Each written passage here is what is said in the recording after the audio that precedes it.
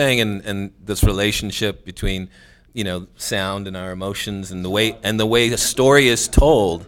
So much of that is, feeding into the way the audience is going to receive the story.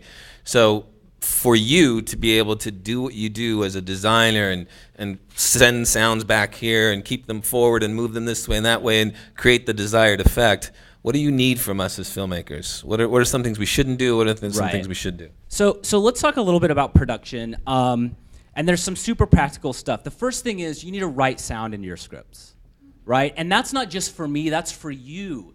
Because we experience the world sonically in this profound way. We don't consciously always realize it, but it affects how we feel about a moment. If you start writing in your script, just in the same way you do a description, I guarantee if you wrote sonically what's happening in that moment, it's going to profoundly affect the way you develop that script, right? So that's number one. And the actor, of course, because the actor has to use that sense memory. They have to channel, right? And if sound is the way they emotionally access, you're just priming the actor already, right? So that's number one. Choosing good locations that actually sound good too. That's part of it, right? Because if it's a terrible sounding location, that means half the moment, the whole sonic component of the moment is not going to work, right? And all the nightmare that comes around in that. Some of this is so practical. Have a sound recordist and a boom op, right? It's no different from if you were expecting the DP to also deal with all the media and do all the lighting, right? It happens. People do it, but there's tons and tons and tons of compromise in that, right? And so much gets missed.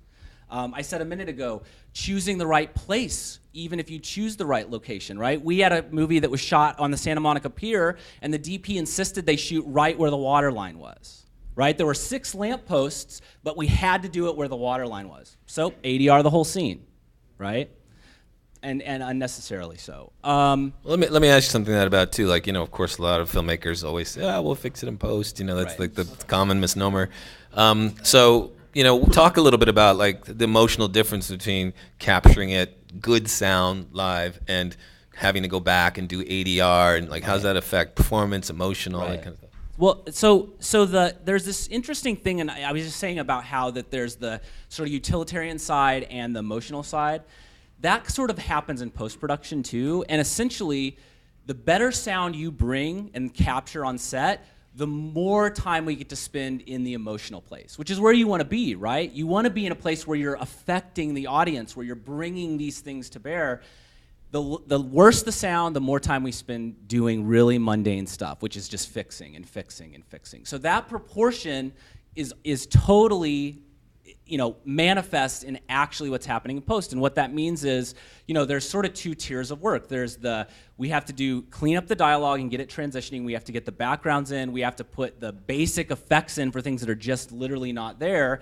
And we have to do a little bit of Foley again for what's not there. Now, the next tier of that is we can really start to think about space. We can start to really think about, wow, what if we really did something layered with effects? We can start to think about Foley. How can, a way that a person steps can really express emotion in a scene, right?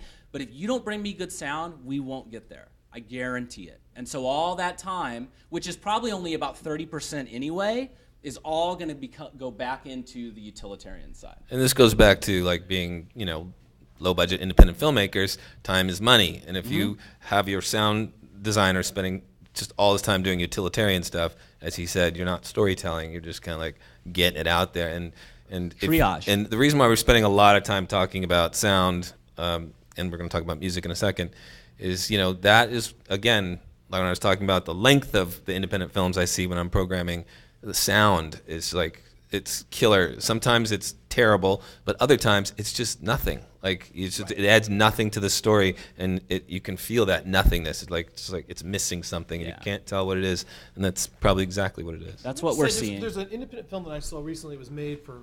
I've written about it. If you subscribe to me, it was like I don't remember now the budget, but it was like $25,000. It was like a really really low budget film, but then they screened it at South by Southwest, where it won jury. I think it won the jury prize as as opposed to the audience award. And then Skywalker Sound came in and did like a sound job on the film, and I saw it later at AFI. It was like the most amazing sound on a tiny budget film. It was shot in 9 days, and mostly at this person's